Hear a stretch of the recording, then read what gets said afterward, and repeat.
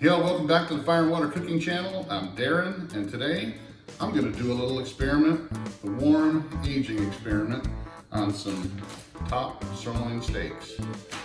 Warm aging using sous vide. I'll be right back. Smoking, grilling, getting hot and hotter, sous vide and chilling from fire and water.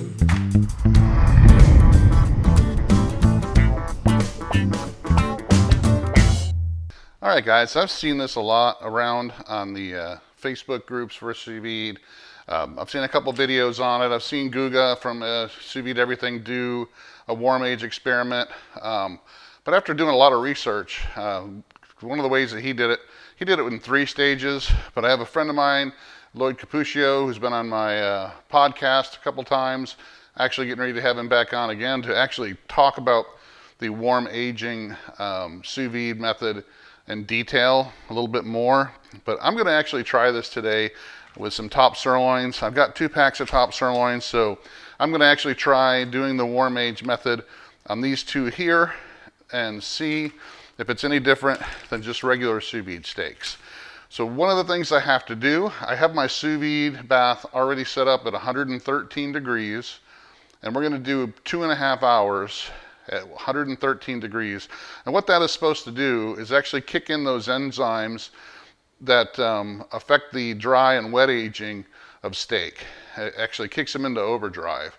So usually when you wet age or dry age steaks, you do the whole primal and you stick it in a refrigerator, at under 40 degrees, and you let it just sit there. You just let time expand. So if you're wet aging, you're usually doing it in the original cryo pack that it was stored in when they slaughtered the animal, and you just let it sit there for a couple weeks, and it actually kicks those enzymes in to tenderize and give the the aged flavor to the steak.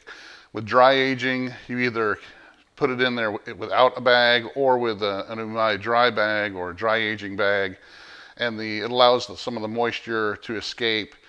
And so you also have the effect of a little bit more concentration because you got less moisture in the meat and those enzymes kicking in and tenderizing the meat and giving you that aged flavor. So what this warm aging is supposed to do is kind of mimic the dry or wet aging in the sous vide, but at a much faster pace. Since we are doing it at 113 degrees Fahrenheit, 2.5 hours to 3 hours is what Lloyd told me to do. I'm running out of time to have this done for tonight, so I'm going to do it for 2.5 hours. And then we're going to go ahead and sous vide these at our normal 132 degree Fahrenheit. And then I'm going to also toss the regular steaks in at the same time. And we're going to have a test to see which one came out better. Then we're going to go ahead and sear them off on the Kamado Joe on the grill grates and have them look real good. So, all right, guys, I'm going to go ahead and toss these 2 steaks in the bath right now at 113 degrees Fahrenheit for 2.5 hours. And then I'll be back when we're tossing the other ones in and up in the temperature to 132. I'll be back.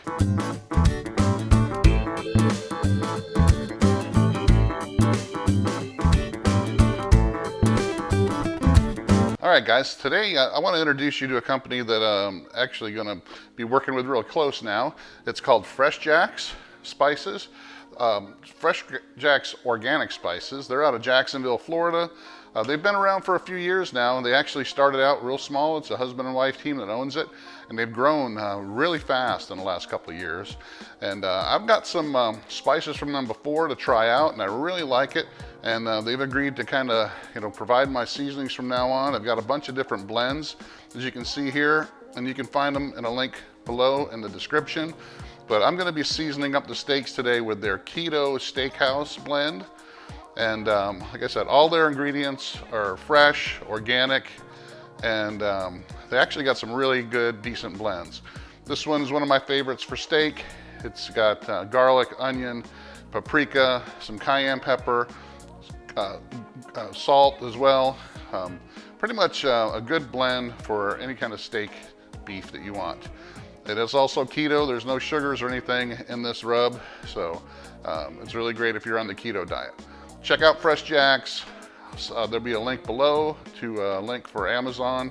They have an Amazon store, and a lot of their stuff is on Amazon. So check them out, guys, and I'll be back when I'm seasoning these steaks up for a sear. All right, guys, it's been about almost 3 hours now. So I pumped the sous vide circulator up to 134. It just hit that temp. So I'm going to put my other steaks in and cook them, and I'll be back in about 2 hours. I'll see you then. All right, guys, they're out of the sous vide. They are ready to go on the grill. And these here are my ones that were just regular sous vide. And these here are my ones that were warm aged. Just going to pat these dry, just like I always would. Put a little bit more seasoning on them. And then we're going to stick them on the grill with on the Kamado Joe, using some grill grates and get some nice grate marks on these.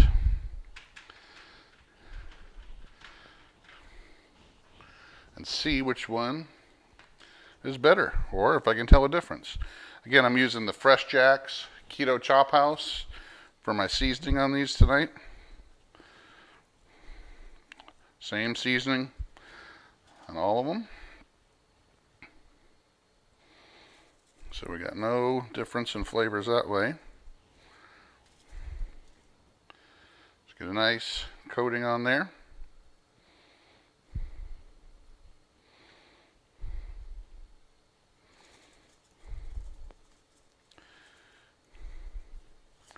All right, I'm gonna get these out on the grill. I'll be right back.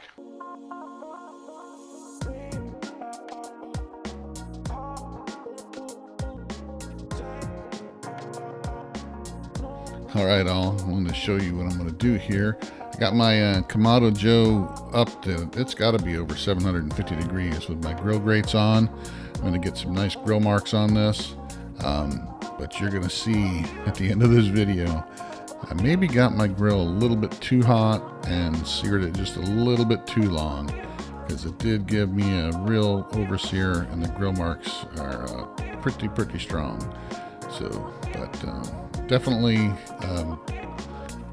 grill was really hot, but I did get some awesome looking grill marks on these.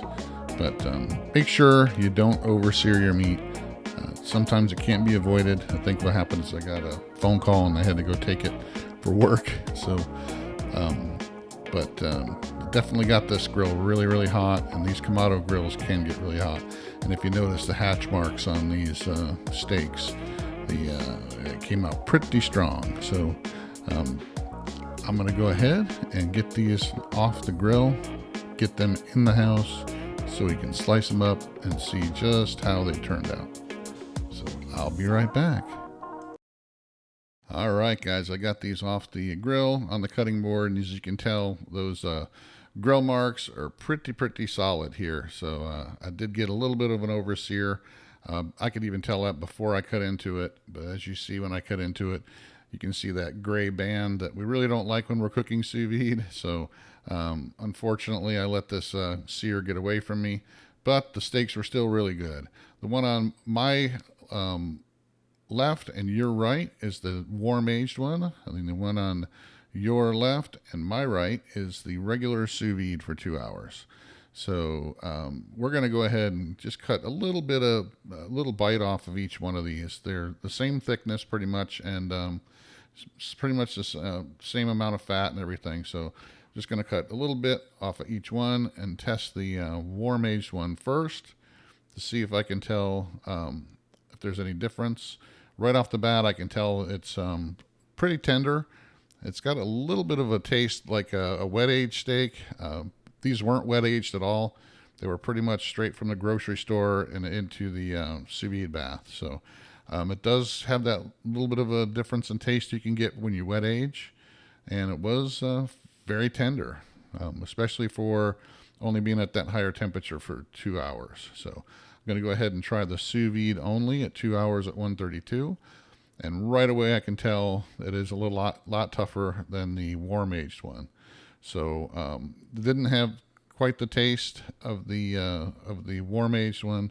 The warm aged one, like I said, has more of a wet aged taste to it. Definitely not a dry aged taste, but the you can really tell a difference in the wet aged one as far as the taste and the tenderness. So I would say it's definitely worth it.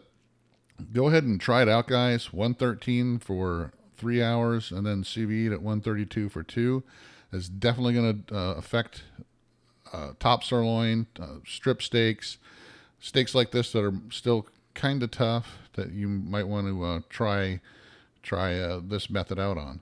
Follow us on Facebook, Instagram, Twitter. Follow the Fire and Water Cooking Podcast. I'm going to have barbecue guru Steve Reichland on very soon. Make sure you follow us on the next Fire and Water Cooking video, and I'll see you again real soon. Try this out. Check out Fresh Jack's seasonings as well. There's a link below to Fresh Jack's on Amazon, and I will see you again on the next Fire and Water Cooking video.